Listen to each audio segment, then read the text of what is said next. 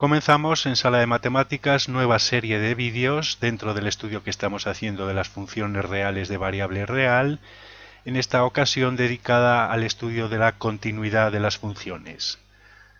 Vamos a definir la continuidad de una función en un punto y en un intervalo en este vídeo y cuando una función no es continua, qué tipos de discontinuidades existen. En posteriores vídeos estudiaremos los teoremas que se aplican a funciones continuas y las aplicaciones y ejercicios que se derivan de la continuidad de una función. Bien, empezamos definiendo cuando una función es continua en un punto. Decimos que la función f es continua en el punto c cuando cumple que el límite de la función cuando x tiende a ese valor c coincide con el valor de la función en ese punto c.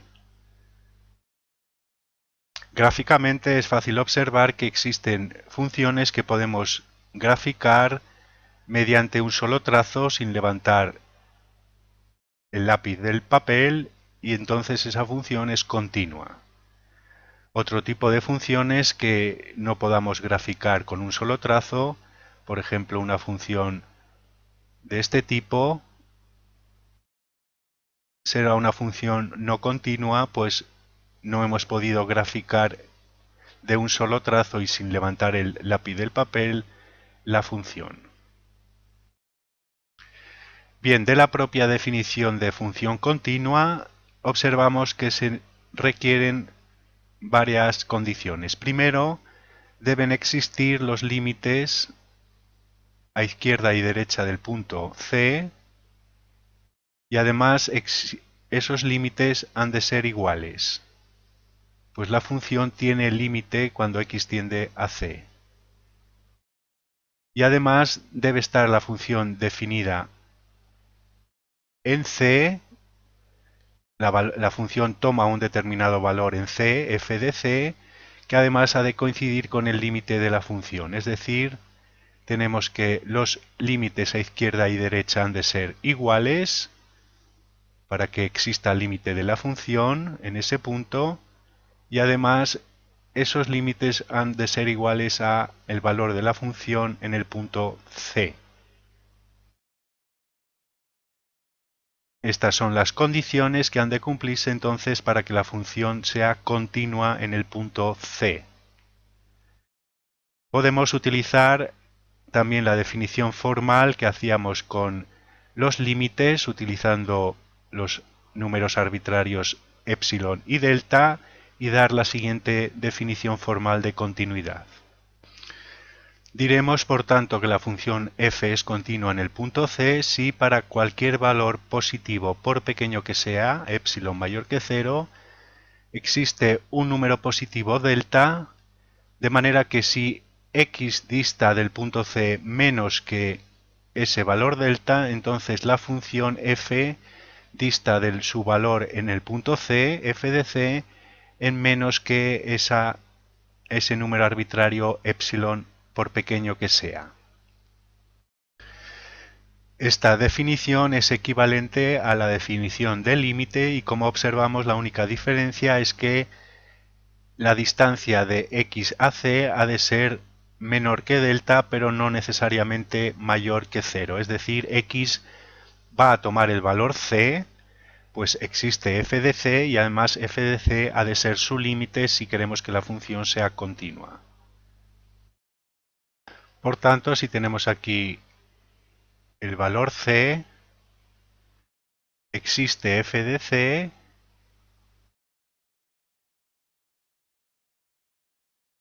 y f de c ha de ser su límite, por lo tanto, dado un intervalo con centro en f de c de radio epsilon, vamos a poder construir un intervalo en torno a c, de manera que si x está dentro de ese intervalo, f de x estará dentro del intervalo en torno a f de c. Para cualquier valor de x, incluido el valor c, a diferencia de la definición del límite, las imágenes caerán dentro del intervalo de radio epsilon en torno a f de c.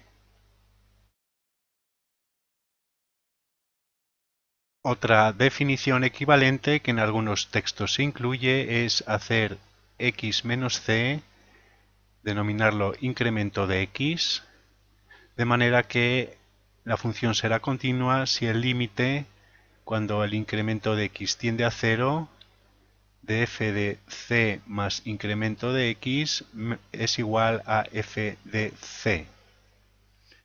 Y por lo tanto, pasando f de c restando y propiedades de los límites, esta expresión es equivalente al límite cuando incremento de x tiende a 0 de f de c más incremento de x menos f de c igual a 0.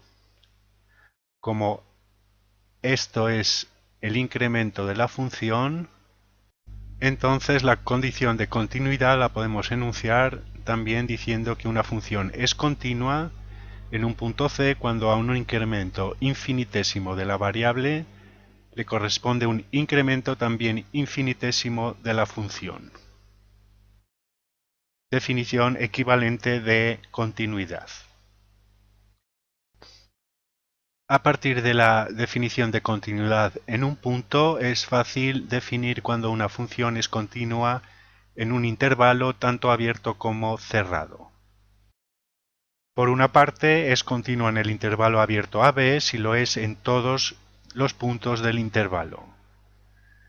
Y es continua en el intervalo cerrado de extremos AB si es continua en el intervalo abierto y además es continua a la derecha de A y a la izquierda de B. Es decir, existe el límite cuando x tiende a A por la derecha de f de x y ese límite es f de A, y existe el límite por la izquierda de B y ese límite es f de B. Y vamos a terminar este vídeo de introducción teórico sobre los tipos de discontinuidades, que los clasificamos en discontinuidad evitable y discontinuidad no evitable o esencial.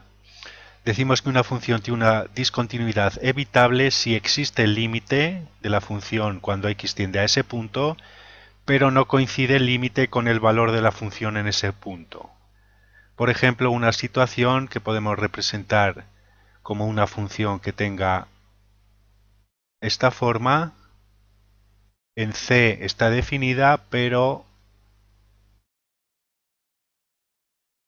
existen los límites cuando x tiende a C por izquierda y por derecha, pero ese límite L no coincide con el valor f de C. Y se llama evitable, pues puede evitarse la discontinuidad simplemente redefiniendo la función, haciendo que f de C coincida con L, y entonces la función sería continua.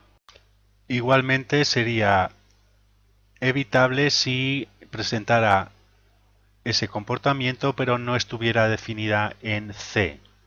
Existirían los límites laterales, serían iguales a L, por lo tanto con definir f de C igual a L sería una discontinuidad evitable. Y por otra parte, la discontinuidad es no evitable o esencial cuando lo que ocurre es que no existe el límite de la función en ese punto. Y el límite puede no existir por una de estas dos razones. O bien existen ambos límites laterales, pero no coinciden entre sí, y entonces hablamos de discontinuidad de primera especie, o bien uno o los dos límites laterales no existen, y entonces hablamos de discontinuidad esencial de segunda especie. Dentro de las discontinuidades de primera especie, distinguimos también aquellas de salto finito o de salto infinito. Por ejemplo, una función como esta presentaría una discontinuidad esencial de primera especie de salto finito.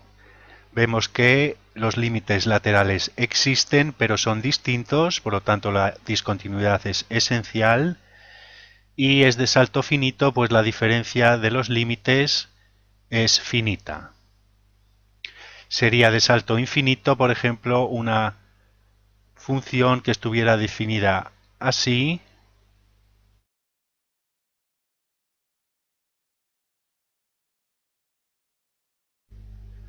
pues los límites laterales son distintos y la diferencia entre ellos es infinita. Y una discontinuidad cuando alguno de los dos límites laterales o los dos no existen se llama discontinuidad esencial de segunda especie.